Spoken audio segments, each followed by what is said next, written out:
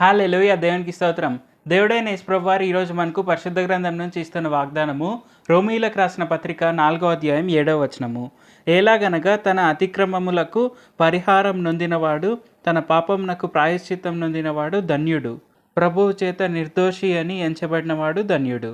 So మనం ఈ వచనాలు 2 చూసుకుంటే ఇక్కడ మనకి ఏమర్థమవుతుంది అంటే, దేవుడైన యేసుప్రభువారు మనకు క్లియర్గా చెప్తున్నారు.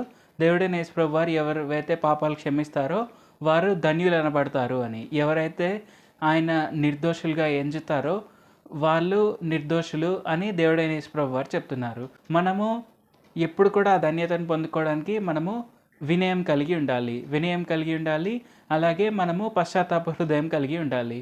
మనం ఎప్పుడైనా ప్రార్థన చేసినప్పుడు మన పాపాలకు క్షమాపణ కలగాలి అని మనం పశ్చాత్తాప హృదయంతో ప్రార్థన చేస్తే మన పాపాలన్నింటినీ దేవుడైన యేసుప్రభువారు అప్పటికప్పుడే క్షమించి వేస్తారు.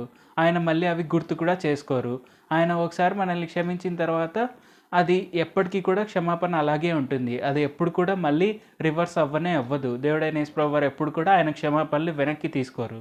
సో ఈ విషయాలన్నింటినీ మనం గుర్తుపెట్టుకొని మనము ఖచ్చితంగా మన పాపాలన్నింటినీ మనము క్షమింపబడేలాగా ప్రార్థన చేయాలి. అలాగే మన పాపాలన్నీ క్షమించబడిన తర్వాత మనము కృతజ్ఞతాస్తుతులు కూడా చెల్లించాలి దేవుడైన యేసుప్రభువారికి ఆయన ఇచ్చిన ధన్యతను బట్టి.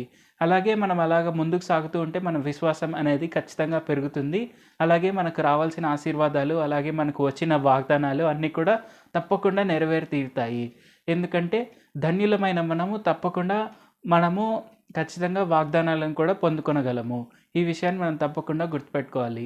కాబట్టి మనకు పాపక్షమాపణ అనేది చాలా ముఖ్యమైనది. మనం ఎప్పుడైతే దేవుడైన యేసుప్రభువారిని నమ్ముతామో అప్పుడే అది మనకు నీతిగా ఎంచబడుతుంది. ఎలాగైతే అబ్రహాము ఆయన దేవుడైన యేసుప్రభువారిని నమ్మారో ఆయన పాపాలన్నీ కొట్టివేయబడ్డాయి, ఆయన నీతిమంతులుగా ఎంచబడ్డారు. అలాగే దావీదు కూడా ఆయన అనేకమైన పాపాలు చేసినా కానీ దేవుడైన యేసుప్రభువారు ప్రతి ఒక్క పాపాన్ని క్షమించారు.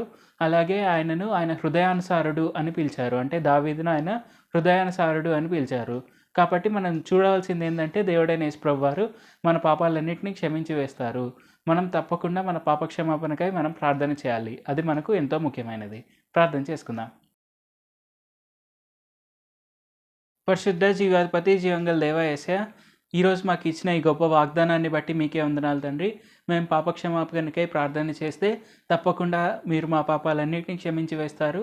అలాగే తద్వారా మేము ధన్యులం అవుతాము అని మీరు మాకు తెలియపరిచినందుకు వందనాలు తండ్రి. మాకు ధన్యతను అప్పగిస్తున్న మీకే వందనాలు తండ్రి.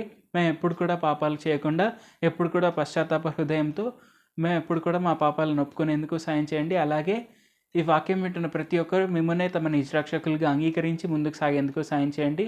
మేమందరం కూడా మీ యొక్క సువార్తను అనేకులకు తెలియపరుస్తూ మీ యొక్క క్షమాగుణాన్ని, మీ యొక్క ప్రేమను, మీ యొక్క ఎవర్లాస్టింగ్ గ్రేస్ని అందరికీ తెలియపరుస్తూ మీకు సాక్షిగా ఘనంగా ఈ భూమిపైన జీవిస్తూ ముందుకు సాగేందుకు సాయం చేయండి. యేసు నామములో ప్రార్థిస్తున్నాం తండ్రి. ఆమేన్. Thank you Jesus. దేవుడు మిమ్మల్ని ఆశీర్వదించును గాక.